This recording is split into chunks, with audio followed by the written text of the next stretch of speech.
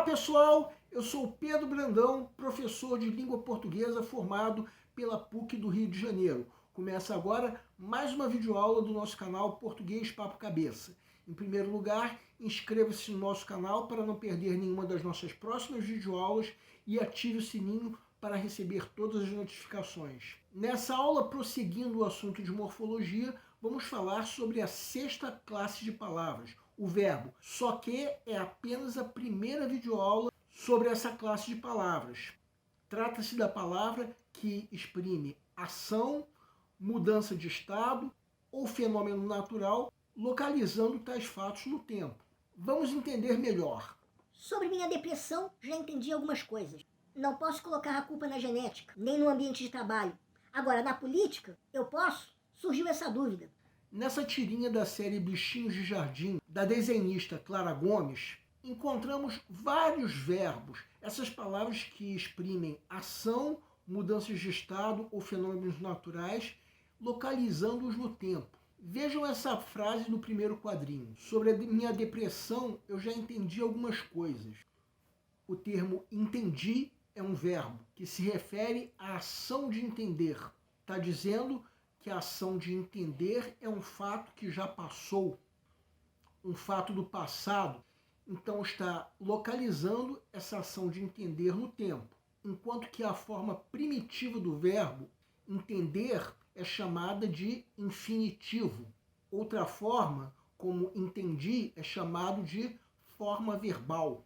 Vamos agora ver outros verbos. Neymar chutou a bola em direção ao gol. Nesse caso, o verbo chutar se refere a uma ação. Tempos de pandemia são desagradáveis. Nesse caso, o verbo ser se refere a um estado. Choveu torrencialmente ontem.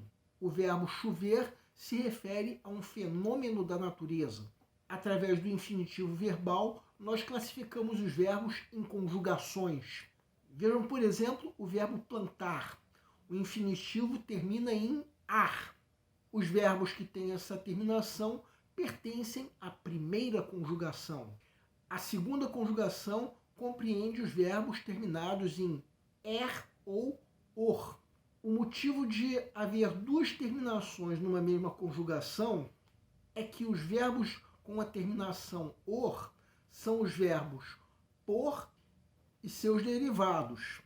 O verbo por veio do verbo do latim ponere, e num português mais arcaico era poer, ou seja, originalmente terminava em er, característica da segunda conjugação. Por fim, temos a terceira conjugação dos verbos terminados em ir. Agora vamos falar sobre os modos verbais, que é o que mostra a forma como o falante se sente em relação ao fato que está sendo comunicado. O modo indicativo é usado quando o falante tem certeza do fato. Eu planto. O modo subjuntivo é usado para expressar que o fato em questão é uma possibilidade. Se eu plantar. E o modo imperativo é usado quando o falante expressa uma ordem. Plante agora. Primeiro vamos estudar o modo indicativo. Chamamos de tempo verbal a característica que diz em que momento o fato ocorreu. O tempo presente indica algo que está ocorrendo no momento da pronúncia. Eu estudo. O tempo passado, chamado de pretérito perfeito, indica um fato já ocorrido. Eu estudei, o chamado pretérito perfeito simples. Eu tenho estudado, pretérito perfeito composto. O tempo futuro, chamado futuro do presente, indica um fato que está para ocorrer. Eu estudarei, o chamado futuro do presente simples. Eu terei estudado, futuro do presente composto. Esses tempos são chamados de tempos de comentário. Quando eles são usados, a tendência é se conduzir o ouvinte a uma atitude de atenção. É costume se dizer que nesses tempos o tempo zero é o tempo presente.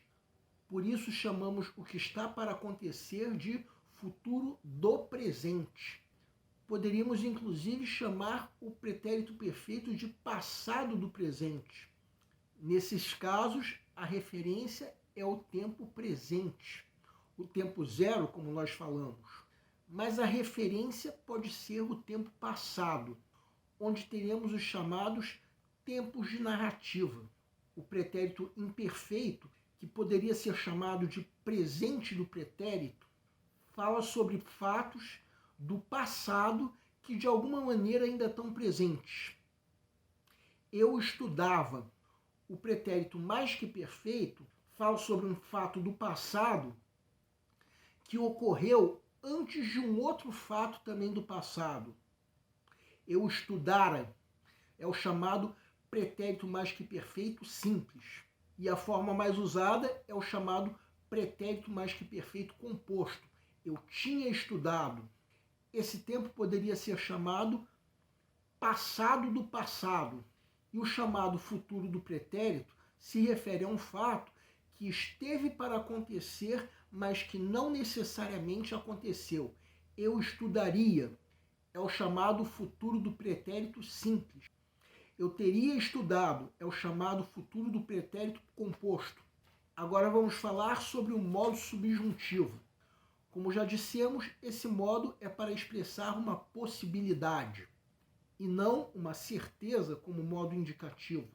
Os tempos desse modo são o tempo presente, que eu estude, o tempo pretérito perfeito, que só teria a forma composta, que eu tenha estudado, o tempo pretérito imperfeito, que só tem a forma simples, se eu estudasse, o tempo pretérito mais que perfeito, que só tem, nesse caso, a forma composta, que eu tivesse estudado, e o tempo futuro do presente, que tem a forma simples, quando eu estudar, e a forma composta, quando eu tiver estudado.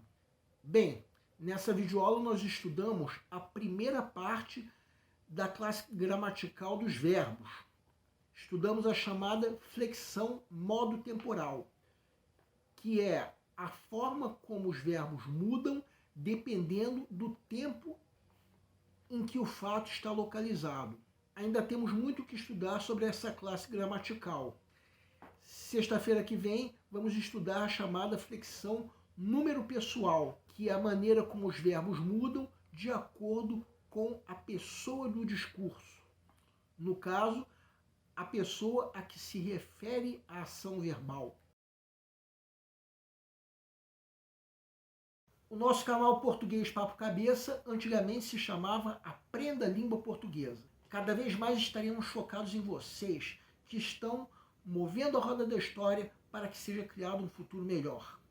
Então, nosso foco principal continua sendo os vestibulandos, que terão no nosso canal uma fonte importante de estudo de língua portuguesa, onde nós ensinaremos os recursos da nossa língua para que possam, em primeiro lugar, escrever de forma adequada, entre outros textos, a redação do vestibular. Em segundo lugar, para que possam interpretar textos de forma adequada, não apenas na prova de vestibular ou concurso, mas também na leitura de textos que ajudarão vocês a se manterem atualizados, pensando que na prova de vocês também são cobradas questões de atualidade. Cada vez mais teremos no nosso canal um Papo Cabeça. Ensinaremos nossa língua sim, mas de forma a estimular a inteligência que nasceu dentro de vocês e que precisa ser estimulada. E a nossa missão continua sendo melhorar cada vez mais. Então vocês podem usar tanto o nosso e-mail quanto a nossa fanpage do Facebook para fazerem qualquer comentário, elogio, crítica ou até reclamação sobre as nossas videoaulas. E vocês também podem usar tanto o nosso e-mail quanto a nossa fanpage do Facebook para esclarecerem qualquer dúvida que vocês tenham sobre a matéria.